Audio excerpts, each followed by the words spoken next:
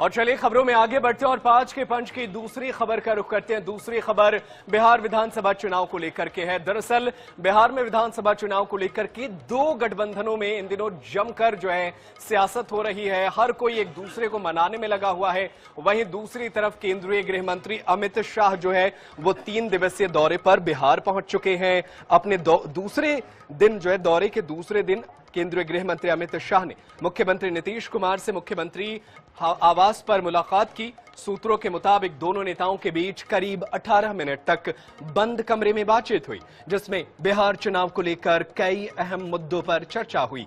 बताया जा रहा है कि इस मुलाकात के दौरान मुख्य रूप से 3 बिंदुओं पर बातचीत हुई है। जानकारी के अनुसार सबसे पहले दोनों नेताओं के बीच बिहार विधानसभा चुनाव की आगे की रणनीति पर चर्चा हुई। इसमें एनडीए के संयुक्त सभाओं, प्रधानमंत्री मोदी समेत स्टार प्रचारकों के बिहार दौरे और जनसभाओं के कार्यक्रम के विस्तार को लेकर बातचीत हुई।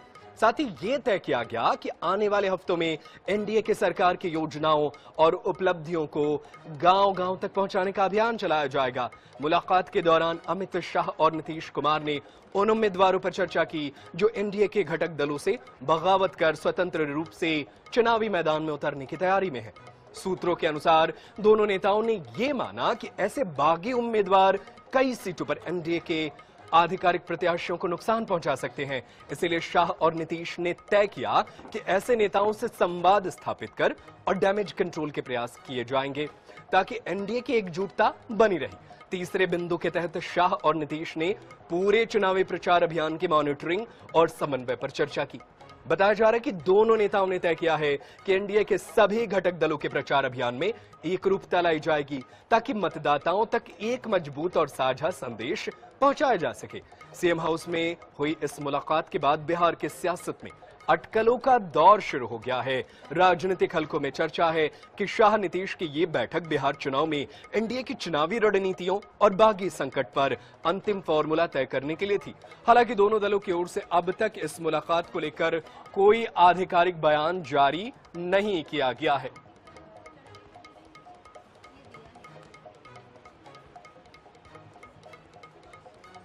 और चलिए पटना से हमारे सहयोगी मणिभूषण हमारे साथ फोन लाइन पर मौजूद हैं, उनका रुख कर लेते हैं। मणिभूषण, क्या माना जाए एनडीए में सब कुछ ठीक हो गया है? क्योंकि केंद्रीय गृह मंत्री अमित शाह से जब मुलाकात हुई तो माना जा रहा था कि तमाम सवालों के जवाब जो है वो मिल जाएंगे, सुलझा लिए जाएंगे। अब माना जाए कि सब कुछ ठीक है?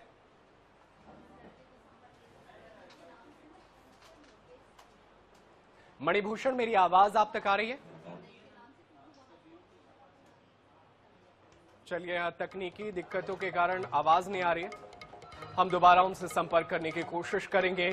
तो बिहार में आज केंद्रीय गृह मंत्री अमित शाह ने मुख्यमंत्री नीतीश कुमार से मुलाकात की है और कई मुद्दे थे जिनको लेकर के मिलना जरूरी था ताकि बिहार चुनाव को लेकर के तीनों दल जितने भी एनडीए गठबंधन में हैं वो सब मिलकर एक साथ चुनाव प्रचार करें और कोई कमी ना रहे। इसको लेकर के आज ये बैठक अहम मानी जा रही थी। और देखिए इन तस्वीरों में तमाम है, उप मुख्यमंत्री सम्राट चौधरी भी बैठे हुए हैं, संजय झा नजर आ रहे हैं जो जेडीयू के बड़े नेता हैं।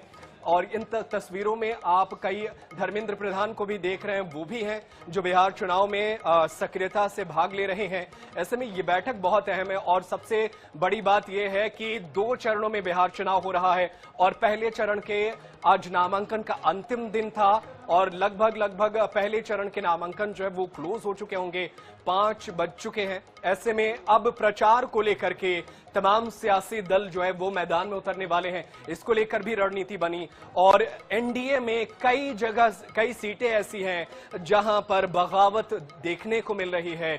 बीजेपी ने कई ऐसे लोगों को टिकट काटा। ऐसे में बागी जो है वो चुनावी खेल बिगाड़ सकते हैं। केंद्रीय गृह मंत्री अमित शाह से मुलाकात कर इन तमाम मुद्दों पर नीतीश कुमार ने बात की कि किस तरीके से बगावत को रोकी जाए और आधिकारिक जो कैंडिडेट है उनका बेहतर परफॉर्मेंस हो। इसके लिए तमाम दल जो है वो यहां पर बैठक करते हुए नजर आ रहे हैं।